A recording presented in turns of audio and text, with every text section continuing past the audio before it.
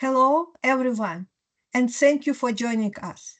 I am Dr. Anarita Bishalieva, along with co-hosts Dr. Victor Fett, Dr. Katerina Shrey, and our program producer, Professor Larry Sherray. We host a weekly discussion panel on Russia's war on Ukraine with guests from Ukraine, military experts, medical personnel, academics, artists, literary figures, and relief workers. Our panel is recorded and circulated nationally and internationally. We appreciate your comments and feedback. Special thanks to Marshall University Libraries and MUIT for making this weekly event possible. If you are joining us live on Teams, please feel free to use the chat to post any question for our guest. A quick greetings to our viewers in Ukraine from Dr. Katerina Shrey. Вітаємо наших слухачів в Україні з глибоким поклоном. Ми далі свідки вашого страшного терпіння і також вашої великої сили. Дякую вам за вашу участь в нашій тижневій програмі. Thank you, Katerina. Today's guest will be introduced by Dr. Victor Fett. Thank you, Anna. It's my pleasure to introduce Dr. Sophia Wilson from Southern Illinois University in USA. Her presentation is titled The Ukrainian Maidan Revolution, Restoring Democracy and Evoking Russian Imperialism.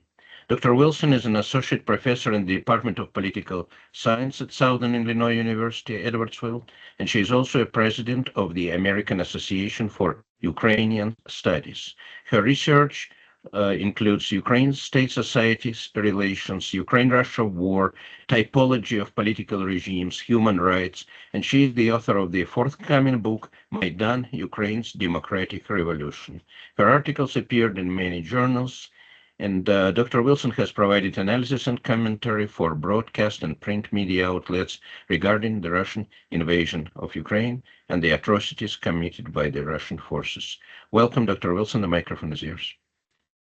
Thank you so much, and thank you so much for the invitation. It is an honor to present to the viewers of the Marshall University program. And доброго вечора всім, хто дивиться нас з України. Today I will talk about the Maidan Revolution. It took place 10 years ago, and yet its importance cannot be misplaced. I apologize. Just 1 second.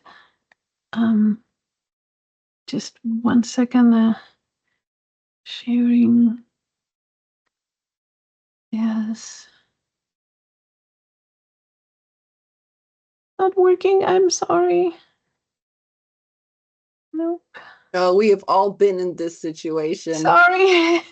This is fine. Okay. And what an important you topic. See it now? Yes, we can. Okay. Yeah. It's such an important Oh my topic. goodness. It's perfect. Everything fine. Yeah. I got a little nervous. No, this is sadly normal, not for all of us. So we're good. Okay. And we can edit. I apologize. Let me go ahead then. So my presentation today is centered around the work on my book, on the that presents my book, forthcoming book, Maidan, Ukraine's Democratic Revolution. The revolution was fascinating. There was the level of resistance that Ukrainians have shown to the state repression is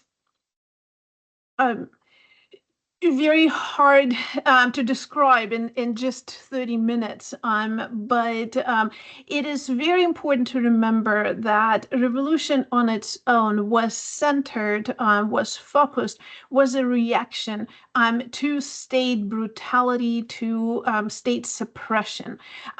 It is often in the media in the West portrayed as a protest, as a reaction to the Yanukovych's decision not to sign the agreement with the European Union. While initially it was true, it was the state brutality, police brutality against those peaceful protesters that were taking place in November it was that state brutality that brought so many people to the Maidan Square, and the state's inability and, in fact, unwillingness to respond to people's protest, and instead choosing continuing suppression. That was the true cause of the revolution. Because the state can ignore the demands, and that then led to social demands for the presidential resignation. What we see here on the first picture was the brutal police beatings of peaceful protesters. We see here an unarmed elderly person. There were many young people, many and some older people who were in shock that they were greeted, that the peaceful protests, and there were just a few hundred of them left because the EU-associated protests were officially closed down. It was decided that the opposition will go further through political ways to and focus on future elections of the president. So here we have just a few hundred people left on the square, and police coming in and absolutely unexpected again, and very brutally attacking the peaceful protesters. And it is the reaction to that brutality that we have up to 800,000 people who come to Ukraine's capital to protest that. Now the protests remain to be peaceful. There was a lot that was that excuse me, the activists were they were investing a lot and working together to make sure that it would remain peaceful. And so while some violence would appear occasionally, this was not true for the protest movement overall. What, however, we start seeing is the state, the Ukrainian government, not only continues to detain the protesters, continues to use brutality against them. They passed the laws with violations, it was procedural violations, on January 16th of 2014, where the rights of peaceful assembly and freedom of expression were openly suppressed. Moreover, throughout the winter months, the state used flashbang grenades with nails tied up to them in order to purposefully hurt the protesters. Snipers were using plastic bullets in order to purposefully blind the protesters. The state was using torture, and some of it was done on display, with humiliating the protesters, with filming it, and etc. It was all at the same time. All of this was happening while people were detained in mass, and there were mass violations of due process in courts. Some trials could have lasted for 2 minutes. And maybe the person who was detained was not even brought to court, and they were proclaimed guilty by the judges. Eventually, the state started using live ammunition, and in February, they were using snipers to attack the protesters. So despite all of the state repression, all of this brutality, this violent repression of the opposition, resistance continued, and President Yanukovych fled the country. What is very important to remember, and my book became an inductive study where I interviewed so many protesters, asking them basic 2 questions. What motivated you to participate in a resistance movement, and how did you do it? And through all of these interviews, I understand that we, in fact, Maidan revolution in Ukraine is forcing us to rethink how we think about the concept of revolution, because it is rather than looking at the revolution just as a reflection of interests on behalf of those who are protesting or the state, and seeing who has more power, we need to look at the revolution as a state-society dialogue about the social contract between state and society. And indeed, throughout those winter months, it was a continuing dialogue where their social groups were communicating to the state. And one of the famous ones that are depicted here, after the state passed those dictatorial laws in January of 16th, where people were not allowed to protest, they were not allowed to wear helmets, for example, because the state would use obviously sticks to beat up the protesters. People started wearing helmets to protect themselves from the skull injuries that many of the protesters actually received. And therefore, when the state on January 16th passed those laws, not allowing people to wear hard headwear, few days after, so many people traveled, right? Hundreds of thousands of people traveled from all over the country wearing hard headwear.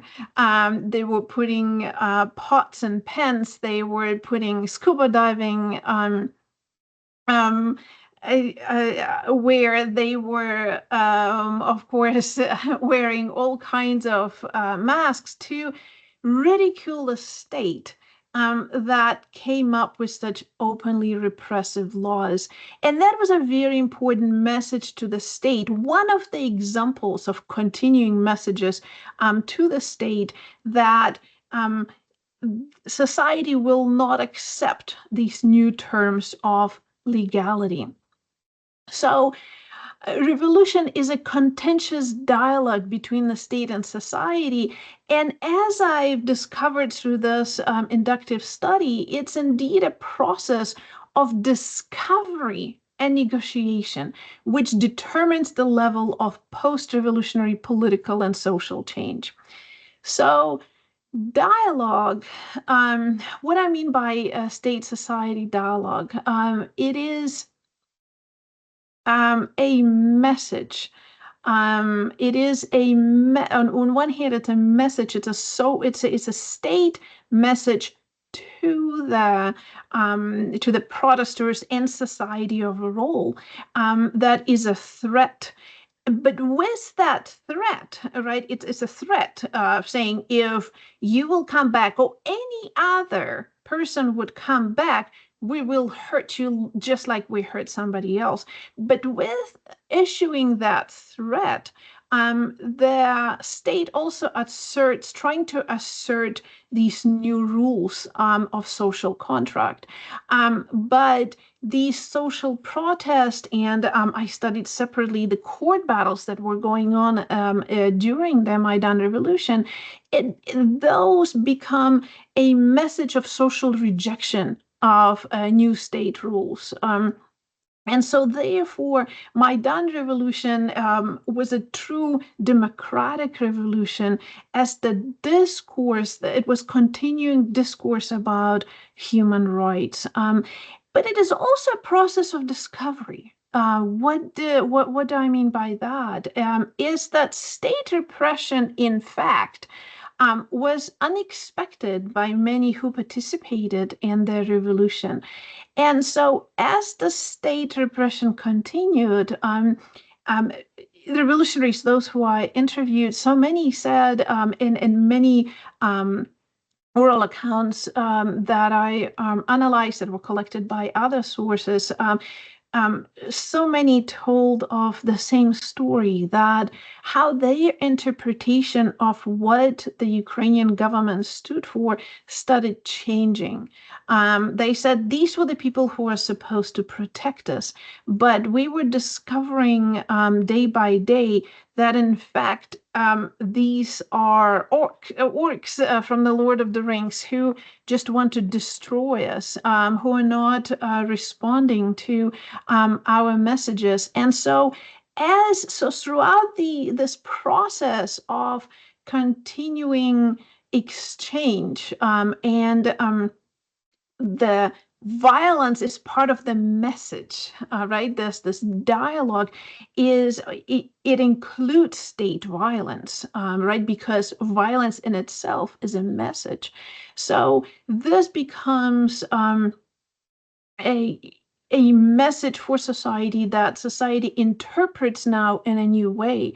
And with time, social movement, a Maidan movement, in those who participated, while at first they worked so hard on making sure that the movement stays peaceful, and they invested a lot in maintaining peaceful methods of resistance, with time, those effort went down because of the social realization that violence is the only way to defeat this new dictatorial state. So these 3 months of winter of 2013-2014 was indeed a new regime. Very often we forget about that, right? We so many in the West, or not only in the West, look at the regime prior to the revolution and after. But what we often forget is that during the winter month, the Yanukovych administration actually instituted a new regime, new political regime with new laws, and law enforcement behavior that was either following those laws or further violating even the due process that was still in as a part of the Ukrainian legal system. So therefore, this process of a state-society dialogue affects social change that follows the revolution. Participation in the revolution changed the revolutionaries themselves. It was fascinating to talk to those who participated in the revolution, and they shared that now being part of the revolution, observing others, showed them and taught them to develop new notions of the concepts of nations and civic duty. So on the basis of the survey data that I collected, I could see that very interesting questions that other polls were not asking, and that is a simple question: what would happen to Ukraine if Maidan movement failed? And you see that overwhelming majority of the revolutionaries strongly believed that if the Maidan would have failed, that Ukraine would no longer be a democracy. You see 88% of revolutionaries said they believed future election results would be rigged by the state, that in fact they expected violent repression and detentions of peaceful demonstrators would in fact become constant practice. And so that is why they persevered, and that is why, interestingly enough, many of them in February embraced violence as the only way to save democracy against the dictatorial state.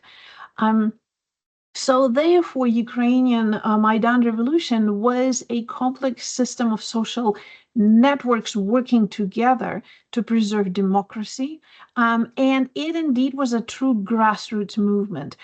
They rejected the leaders of the multiple political parties who were trying to kind of claim the movement or even hijack the movement.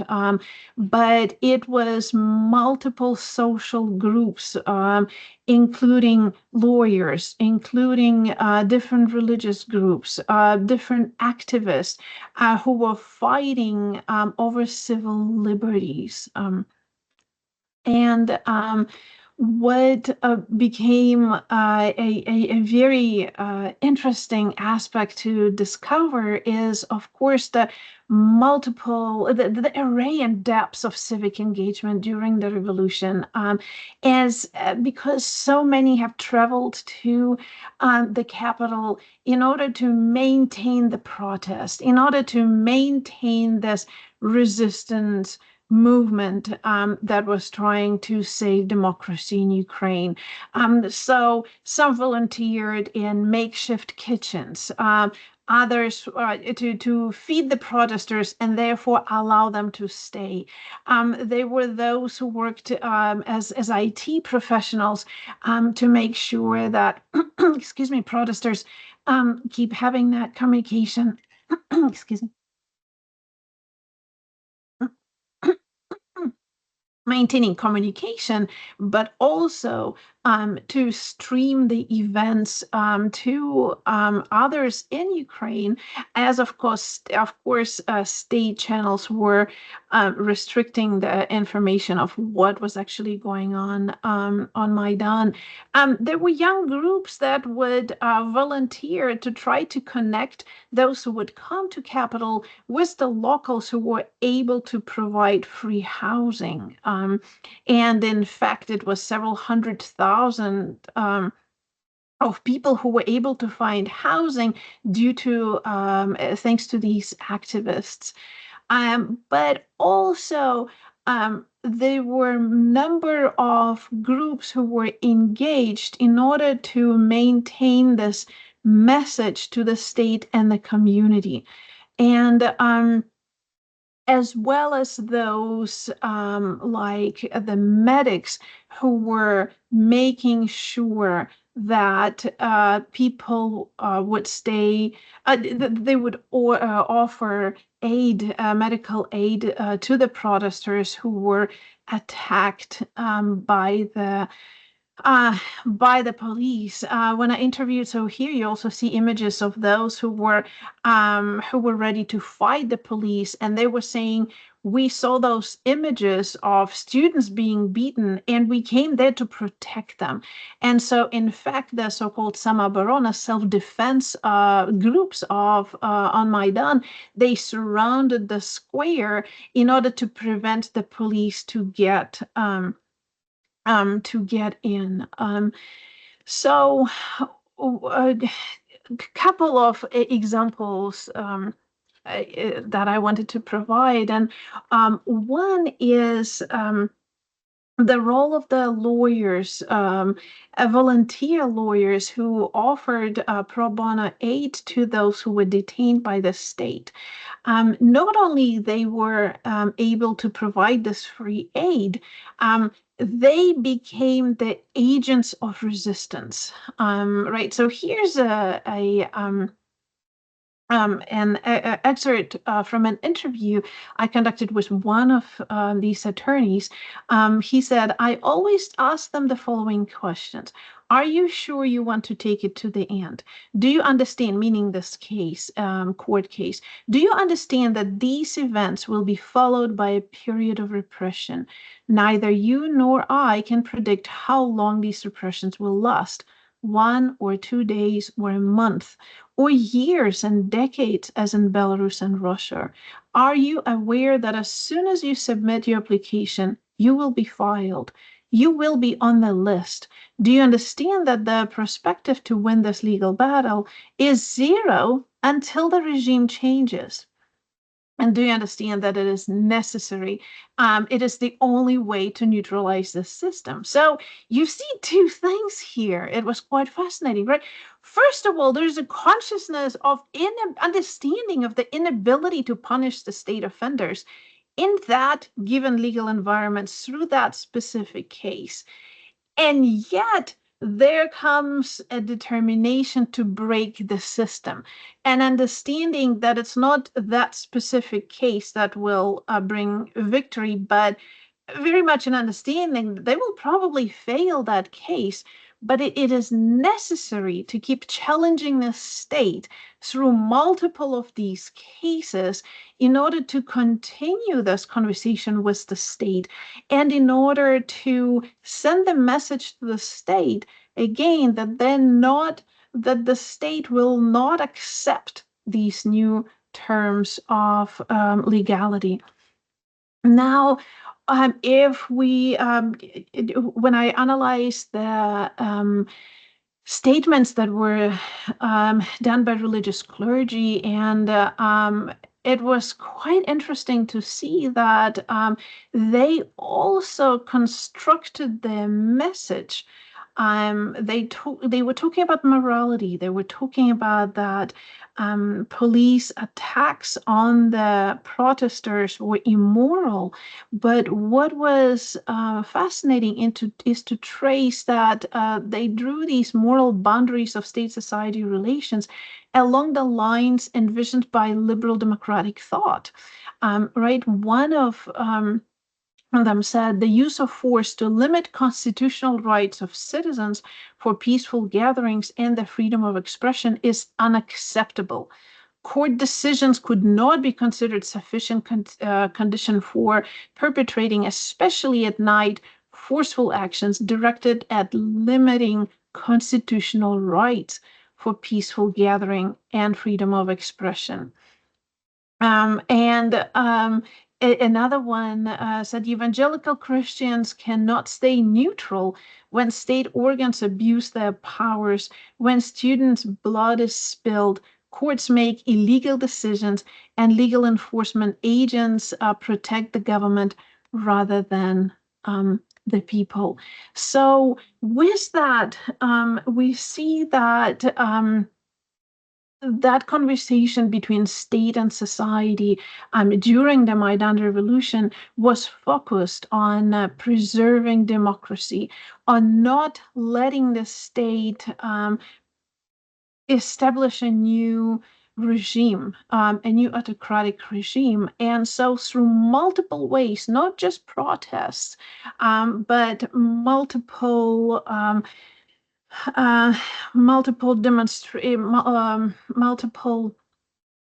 ways that the protesters were communicating, but also the way lawyers were communicating in courts, that was sending a very strong message to the state that Ukrainians are willing to do everything to preserve their democracy.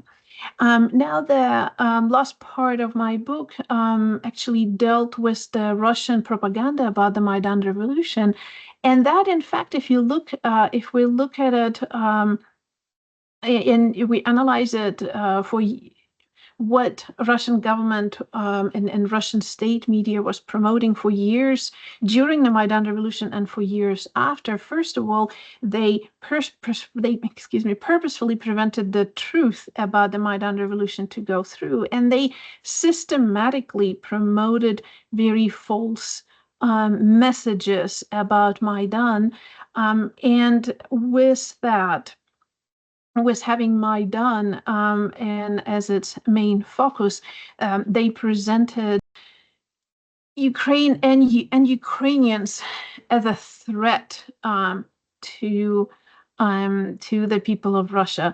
In fact, of course, democratic Ukraine was never a threat, or certainly Ukrainians were not a threat, but Ukrainian democracy was a threat to the Kremlin.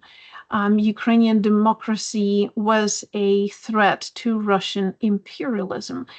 And so therefore, systematically, the Kremlin regime invested years in promoting this false narrative. They were, in fact, we have there are reasons to believe that, in fact, Putin wanted to take over Ukraine in 2014, as the way they did with special forces orchestrating coups in Donetsk and Luhansk. With that, they were hoping in similar manner, and there were attempts to do that in other cities in Ukraine, but they failed. And Putin, the Kremlin regime, understood very well that they needed years to prepare the Russian public to carry out an invasion, a full-scale invasion, with atrocities that they started carrying out in 2022. They couldn't get away with that in 2014. It took them years again to prepare the Russian public for that.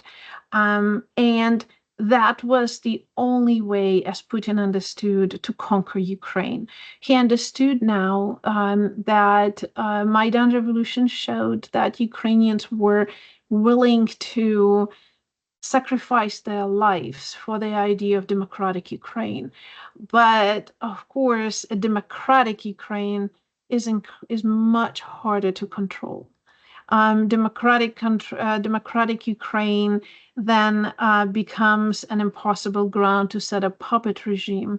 And so therefore, the only way to subdue Ukraine was a full-scale invasion. And therefore, unfortunately, these false narratives were systematically promoted. But of course, it takes we need to remember that this is state propaganda that needs to be looked at, just that, state propaganda, in order to justify invasion and atrocities. But in fact, the Maidan Revolution was a grassroots movement in order to preserve democracy in Ukraine. And I will stop here, and I'm happy to hear questions from you.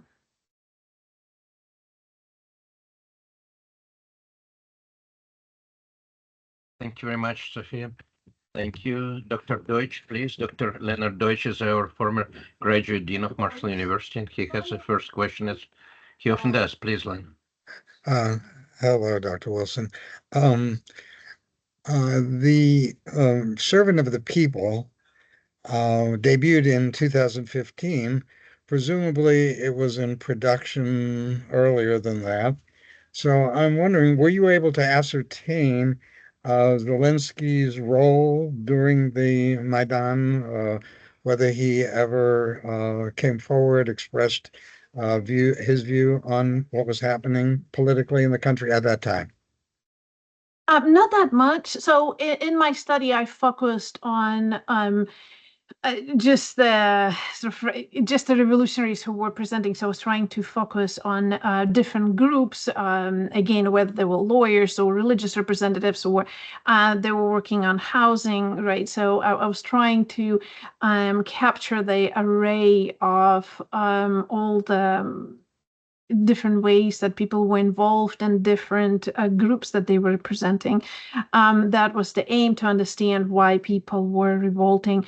There was not, so I didn't study Zelensky's presentation here, or presence, excuse me.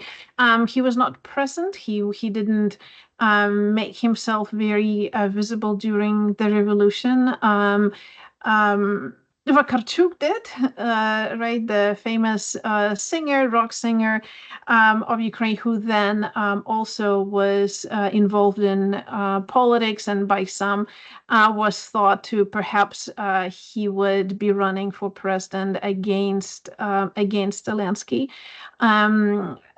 So his support of the Maidan was welcomed and noticeable. There were other actors and other political figures, but my short answer is no, Zelensky didn't make himself that visible or active in the Maidan. Okay, thank you. Anara, please. You have a question? You're muted. Anara, you're muted. Sorry. Thank you You- very you're much for muted. your extremely interesting discussion. I think that in order to understand what is happening now and what might be in the future, we constantly should analyze and see different trends during the Euromaidan. One darker side of the Euromaidan is not quite often discussed, that it was a battle between two groups of oligarchs, Rinat Akhmetov and Dmitry Firtash. They supported pro-Russian Yanukovych. On the other side, we can see Ukrainian oligarchs Kolomoisky and Petro Poroshenko, who both benefited at the end. So I think that they somehow manipulated and used ordinary people to reach their goals. And my question is, what we can see in the future, how these powerful players, some Ukrainian oligarchs, can benefit from the end of the war, or what they are actually, what their interests now in this situation. Thank you. Yes, thank you. Very interesting question. So of course, that is inevitable. Right, there are people who sacrifice their life, and here we have, in the case of the Maidan revolution in Ukraine, it's been approximated that around 4 million people participated in the revolution. Right, were there people who at the end came and tried to benefit, as some oligarchs, it is claimed, perhaps, right? But here's the thing to remember, is that even if we can, and again, it's expected that there will be some economic forces, corporations that would try to come in and take advantage of the new regime, or the new victories. It is also expected that there will be some oligarchs who will be siding with some political forces versus others, and at the end, those who sided with the people could gain something from that. But what is very important with that is to remember that the revolution itself, the revolutionaries rejected any person who would try during the Maidan to take claim and then turn it around and direct them. When politicians would speak during the Maidan, lots of people would put in headphones and said, "We don't want to listen to you." While they were the members of the opposition political parties were negotiating with the Yanukovych administration, the people were saying, "They're not representing us." And then it is the mass movement and continuation of the people to risk their lives that contributed to the victory of this pro-democratic revolution. And in fact, Ukraine gained back its democracy, right? Because now there was freedom of expression again, and the elections were now free and fair. And they would not have been if Maidan were to fail, right? So that is the key. And so those oligarchs who came in, and in fact, Poroshenko was involved during the revolution, but he now was forced to play by the rules established by society. He now had to, as Poroshenko was running as a president, he now had to play fair. He now had to play by the democratic rules. So therefore, that would be my conclusion on the basis of this study, is that are there oligarchs in Ukraine? Yes. Are there in general in democracies in the environment of democratic capitalism, will there be corporations and wealthy individuals who would try to manipulate the system for their own gain? Yes, we can't expect that not to happen. But what we need to remember is that Maidan revolution set the rules back to democracy. And that becomes the rules of the game and that social contract that not only the government and society have to follow, but these oligarchs have to now operate within these democratic rules. So if in post-war, right, what does post-war Ukraine looks like? It's Ukraine's victory over Russian imperialism, and it's I can only see in that environment only a democratic Ukraine, because that is what Ukrainians have been fighting, were fighting during Maidan, and are fighting against the Russian forces. Not only they're fighting against Russian imperialism, they're fighting against the rules of Russian totalitarianism in order to preserve democracy. So with that, again, with Ukraine's victory, it is going to be a democratic Ukraine. And will there be wealthy people and corporations who will try to take advantage of that? Yes, but they will have to work within democracy.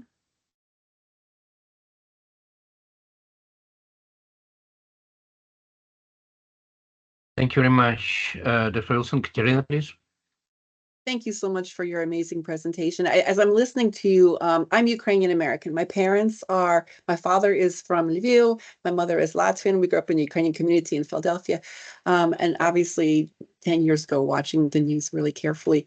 It's not until your presentation just now, so I have basically a comment and a practical question, that I think I'm actually that I'm beginning to understand just how miraculous this event was. I was in Ukraine in the late 1980s, before it was still part of the Soviet Union, and then actually it was still part of the Soviet Union, both the last two visits. And so to me, the idea that when you made the statement that the freedom of expression was saved, these people were doing this, like back then, the idea of freedom of expression was like the fact that Ukrainians even understood that this is something they should want or they should have is honestly just miraculous. Whatever happened in 2014, from what I'm learning from you, some of those images recall the civil rights movement here in the United States, where you have protesters attacked with dogs and fire hoses. I mean, those brutal images you shared are very powerful and very moving and so important. For people like me who've grown up in the safety of the United States, hearing stories from our parents and absolutely entrusted in and to preserve the culture to the best of our abilities here, maybe not always appreciating, what it took or what the struggles over there were. So in the late 1980s, early 1990s, when I was in Ukraine, I'm so grateful and so moved by how Ukrainians have grown up to be able to even claim freedom of assembly, freedom of expression. When I was there, and I mentioned this in the previous conversations in our program, like you could always tell who the Westerners were, because when we walk, we look directly in front of us, we make eye contact, and people from Ukraine used to getting yelled at, and in turn yell at others. The worst thing to do is to have your ambitions and your hopes and dreams crushed by someone in middle management or someone who is at the counter who can make a decision about not to give you this or stamp this or whatever. So I'm so proud of how Ukraine has grown up in a relatively short amount of time from being under Soviet oppression and communism itself, dehumanizing, to suddenly not only valuing themselves as individuals, but the individuals around them. This is beautiful. With all that to say, it's a very long thank you. It's a very long thank you. for your presentation, for contextualizing this, and honestly for making me appreciate anew what exactly this was. Thank you. Practical question: when does your book come out? Is it published by who is there a date? Thank you so much. So first, thank you for very much for your comment. And another way to look at it, of course, is a continuation of Ukrainian resistance from of course, from the 1920s, from the 1930s against the Soviet occupation, right? Holodomor was brought as a systematic famine by Stalin in order to eradicate Ukrainians whose nationalism and love for Ukraine kept them resisting against the Soviet regime. We can look at the 1960s. The rule of Шестидесятники, right? Those who were the poets and the writers, the intellectual movement of Ukraine against the Soviet repression, and so many of them ended up with Gulag, so executed. We can look at Ukraine's resistance after Chernobyl as Ukrainians have suffered so much from Chernobyl, and with them being able in the 1980s, so the shock of Chernobyl, not only the accident itself, but Gorbachev's very conscious choice not to evacuate people, not to inform people, not to offer medical help. While it was sort of in secret, lots of Ukrainians dealt with that personally, and that led to, as Catherine Warner wrote, as disillusionment of the system, as long as opening up or archives and them learning about Holodomor more. And as Serhiy Plokhy wrote, and I absolutely agree with him, that Ukraine was the major actor, the major group, that national group within the Soviet Union that led to the collapse of the Soviet Union. Right, as a result of these processes. So ironically, Chernobyl led to this disillusionment, and of course we have revolution on the granite in the 1990s in Ukraine. As I was there in the 1990s in Ukraine, I very much remember that feeling of, no, of course we don't want to be part of the Soviet Union anymore. Not everybody had that feeling, but it was a very strong movement, and we saw over 90% voted for Ukrainian autonomy and then independence from the Soviet Union. So some historians could see it as a continuation, right? Of course, we see the Orange Revolution in 2004, and that is when Ukraine truly becomes a democracy, right? After the collapse of the Soviet Union, it is now independent, and yet authoritarian regime is the rule of the game until 2004. With the peaceful revolution, where we see that indeed now we have freedom of the press, now we have democracy, now we have free and fair elections after the Orange Revolution. And in fact, Yanukovych came to power through democratic means, right, through free and fair elections. And it is after he came to power that he starts manipulating the court systems. He starts tightening the screws. He starts suppressing the multiple areas of government. And so therefore, people, of course, saw that. And they were waiting for the next elections to vote him out. But it is that brutality and then continuation, suppression, and then even using of the live ammunition that forced Ukrainians to, as they say, realize that it's now or never. Right, that this was now, and they saw, of course, everybody saw, right, was the connection between Yanukovych and Putin, that Putin was working very hard during the Maidan to try to establish his control over Ukraine then through making sure that Yanukovych stays in power. And it is not only through keeping Yanukovych in power, it is, you have to have an autocratic country that you can't control another democratic state, right? So he was working very hard to make sure that Yanukovych stays in power and that autocracy is established in Ukraine. All right, but he failed on both accounts. Not only that Yanukovych is forced to flee, but that democracy is restored. And I argue that is the reason why Russia, 2 days after the Maidan Revolution, that is when Russia invaded Ukraine. And in February of 2014, they annexed Crimea. They were running their special forces operation to take over half of Ukraine. Back then they thought they would succeed to get away with controlling much more than they ended up with controlling. And then seeing that continuing success of democratic Ukraine on the territories that were not controlled by Russia was very much an understanding that Putin cannot control Ukraine now. Ukraine is democratic and therefore sovereign. And so therefore I'm very uncomfortable. So often we end up, right, summarizing it as a pro-West, pro-Russia.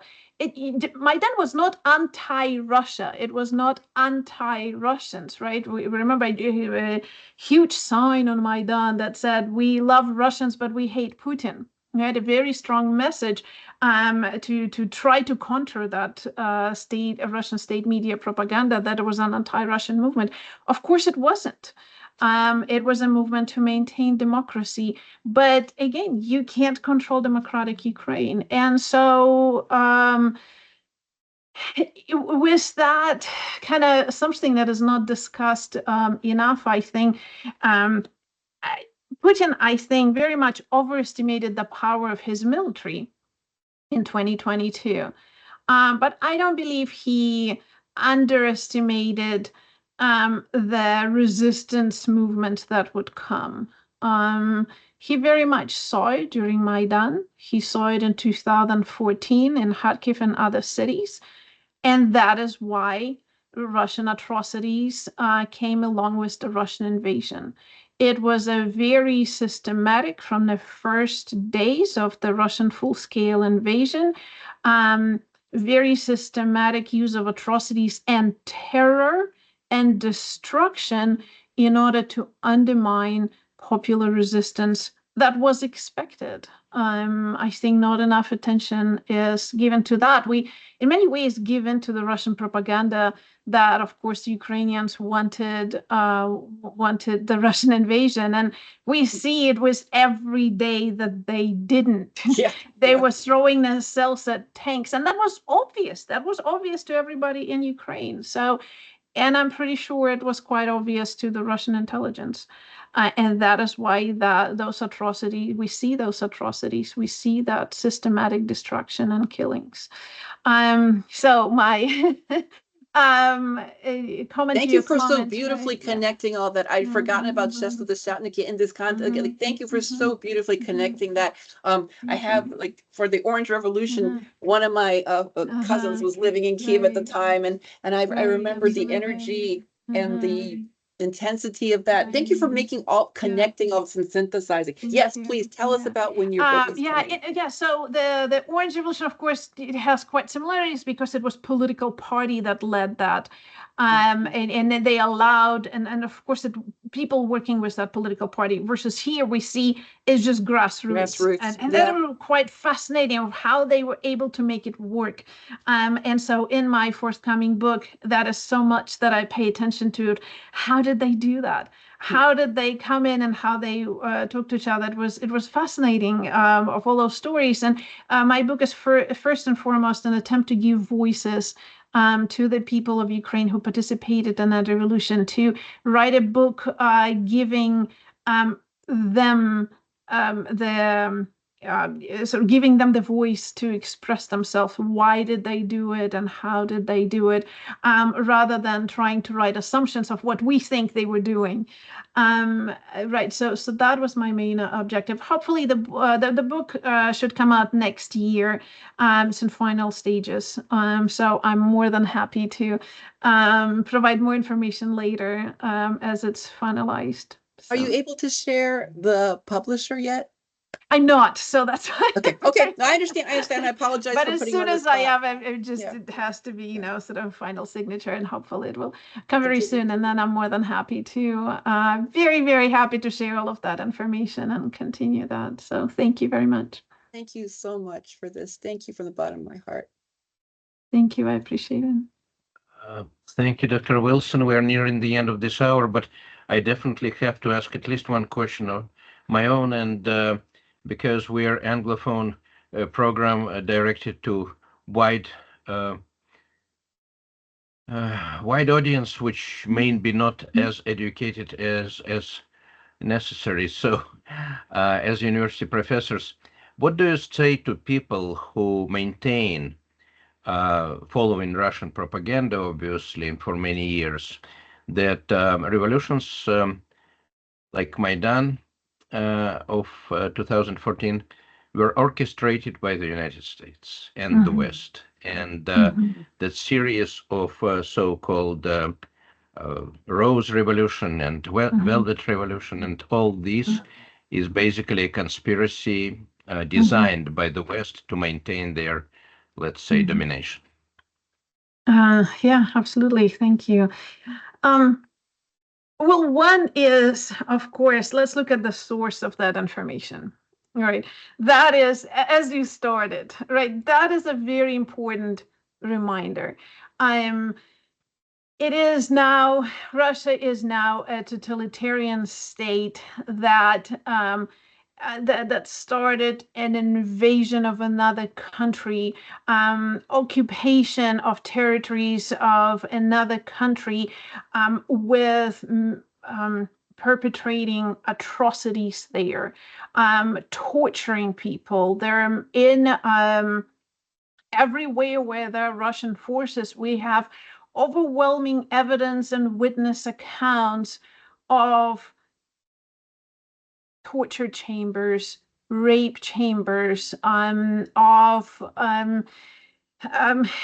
massacres, and why is this happening? Right? It is a Kremlin-led, imperialistic attempt to take over Ukraine in order to destroy the Ukrainian nation, in order, as they say in that same Russian propaganda, that they want to erase Ukraine off of the map. They want to erase Ukrainian identity. There are tens of thousands of Ukrainian children that are forcefully deported out of Ukraine into Russia, where they are taught not to be Ukrainian, where they're taught to hate Ukraine and become Russian. Right? It's a genocidal technique. With all of these atrocities and the open statement that they want to destroy Ukraine, can we take their propaganda that it contradicts all the data and the evidence that we have? Can we take seriously their propaganda? Of course not. Their propaganda is openly genocidal. The actions are of the Russian forces are to attack civilians, to target civilians, civilian housing, civilian infrastructure. So we see the actions of the Russian state are targeted to destroy, as they openly state, to destroy Ukrainian nation. So that is the most important reminder, that we can't possibly take Russian propaganda seriously. That Russian propaganda, and secondly, of course, that Russian propaganda contradicts the evidence that that we find, multiple accounts. And I personally interviewed so many people who participated in the revolution. We see so many people who sacrificed their life for the idea of democratic Ukraine. And we, in fact, see the radical change. We see those 3 months led by Yanukovych, supported by Putin, of the Ukrainian regime that was targeting people, killing people, that was repressing democracy and freedom of expression. And when that was defeated by the people, democracy is indeed restored in Ukraine. We see democratic elections in Ukraine. That is the reality. Yet another obvious evidence that Russian propaganda is false about the revolution. And of course, finally, about the American role. As I talked to those who participated, of course, they heard the Russian propaganda and they said, yes, Americans helped us once when John McCain was there. And because he was in Kiev and he was present on Maidan Square, on that day, the Berkut, the security forces of the Ukrainian government, didn't attack us and didn't beat us on that day. And we are thankful for John McCain on that day that we weren't beaten. There was nothing else that American government, and I think Western governments wanted Ukrainian resistance movements to succeed because it was obvious that they were trying to preserve democracy, and the repression that were unfolded by the Ukrainian state were very visible. Right, it was very visible that the level of repression, including then the beating, so and the use of live ammunition and the killing. So the evidence is overwhelming. We see that it was people-led movement, and that is one of the major contributions of my book, to show the true grassroots nature. It came from the people with their talents, multiple talents from different parts of the country, and how much they contributed. And I tried to record multiple negotiations. We had only 30 minutes for me to talk, and there's so much in the book, obviously, that how they negotiated these democratic philosophies of what should stay, so between them, it was state-society dialogue, but it was also inter-society dialogue. So it was truly grassroots.